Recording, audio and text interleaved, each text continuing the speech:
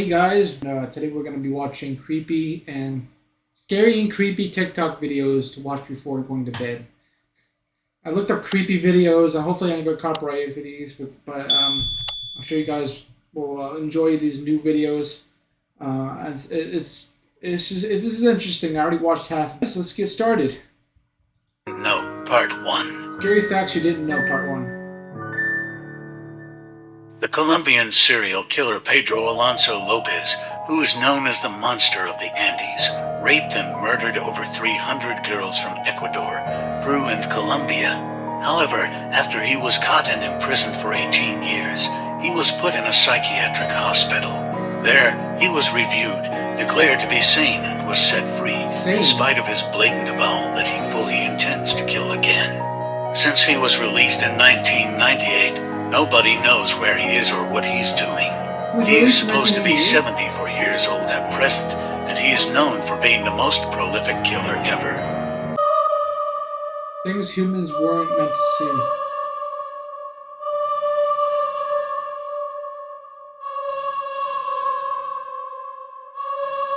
Oh, what the fuck? Do not stand undressed in front of a mirror because a demon can fall in love with you in your nakedness. What the fuck? Look at that thing on the bottom. A jinn will also try to come close to you and can end up hurting someone who tries to approach or marry you. Oh, I stand in front of it. Fuck. I was watching some show about serial killers, and it said that the average person will walk by 11 murderers in their lifetime. And that got me thinking, which country has the most serial killers? Because obviously the average person there's exposure is going to be a little bit different. In 10th place, we have Russia with 73 convicted serial killers. 9th place is India with 80. 8th place is Australia with 81. 7th is Germany with 85. 6th is Japan with 96. 5th place is Italy with 97. 4th place is Canada with the first triple-digit country with 106 serial killers. 3rd place is South Africa with 117. 2nd place is England with 166. And I'm not even surprised by this, but 1st place is the United States of America with 3,204 convicted serial killers.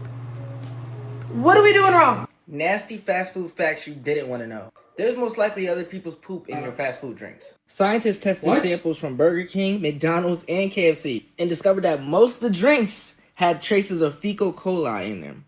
That's poop particles. Although regulation says that your drink should have 0% of poop, sample from different KFCs and Burger Kings had significant amounts. That poses a serious threat to diners. Fountain machines were tested too, and they had about 11% of E. coli. Some restaurants rarely clean their ice machines, and some restaurant workers that handle your ice don't wash their hands. Hope you have fun drinking poop. Like this video if you want a part 2. In Australia, an abandoned wildlife park left a dead shark in one of the tanks. What the fuck? That's terrible, man. Oh, poor shark. What's good? Today we'll be continuing our series going over the most evil children to ever exist. And the ones I got for you today are, these kids need help. First up on the list, we have Robert Thompson and John Venables.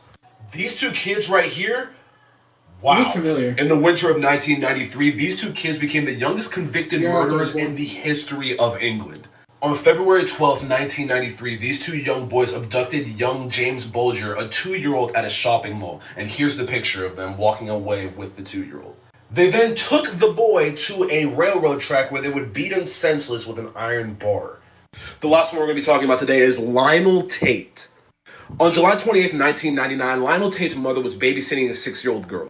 Lionel's mother eventually went upstairs to go watch TV and left the young girl downstairs with Lionel, and this would prove to be a fatal mistake. Lionel continuously stepped on the girl's head and then went upstairs and tried to say it was a wrestling act. What the fuck? Ever had a cat or a dog staring at you for a long time? No. Actually, no, I didn't. Let's find out why. Dogs and cats can sense or see spirits. Maybe they saw a spirit near you.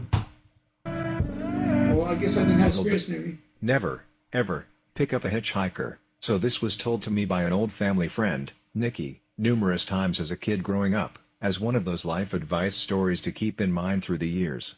And to her credit, I have never forgotten it. Whenever anything associated with hitchhiking comes up, it always springs to mind and probably always will. Makes me a bit ill whenever I think about it actually. So Nikki, who grew up at the same time as my dad, so this was about early 80s I believe, was a young woman in her mid-20s. She's one of those real kind-hearted souls, always willing to help another out in a time of need, you know? And I can't imagine her being anything other than that when she was younger, so I totally see her doing this too. So, driving into the city, about a 2-hour or so drive out from town, she saw a man walking down the side of the road. As she neared, he turned and, in typical hitchhiker manner, stuck out the old arm and thumb. Nikki, bless her heart, pulled over and asked him if he needed any help. She told me that he was really polite, if not a bit shy, when he asked for a lift into the city.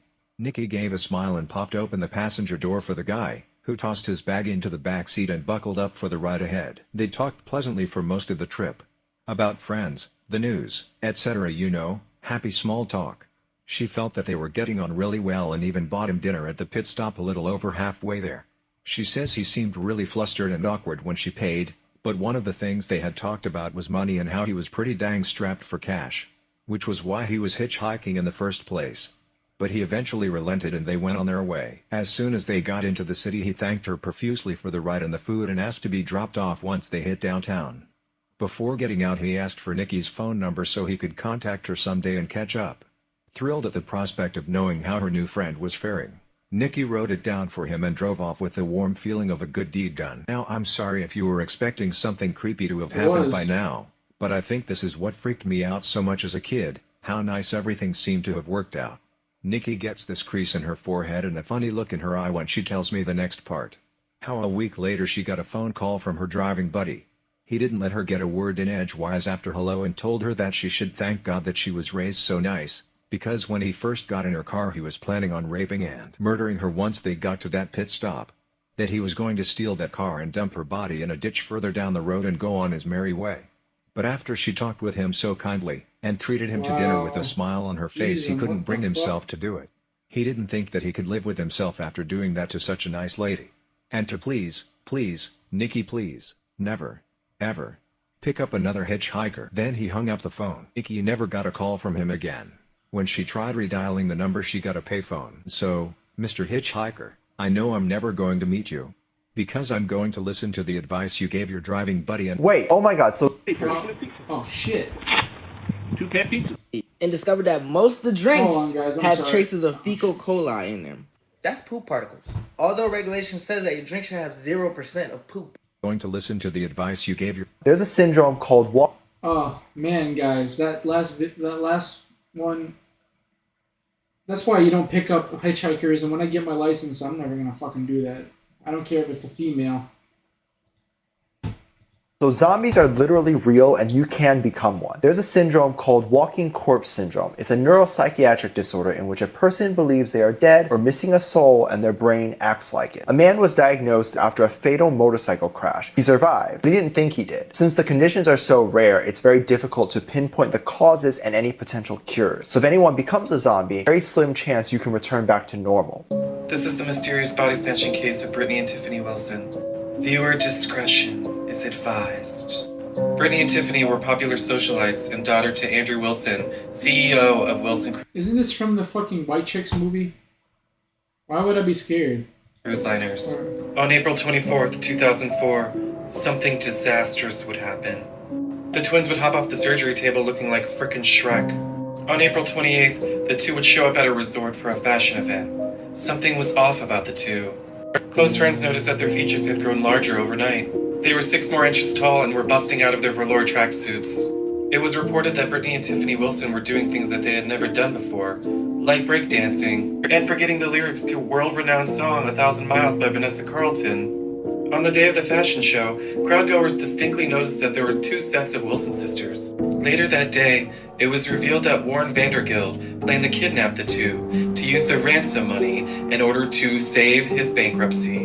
It was alleged that he was MC Hammerbroke. During this revelation, FBI revealed themselves and shot Vandergilt. So what do you think happened to the twins during this fashionista excursion? Was it just a case of botched plastic surgery? Could this have been an alien body snatching? Did the FBI have something to do with it? Why were the Wilson sisters so frickin' pissed? Or was it something else? I just found the I knew it was a joke video, but come on. scariest video on the internet. Watch with caution. Oh, he looks like. The carnival came. The strange thing is that there were only 3. Although for people who Yeah, in the video. Wait.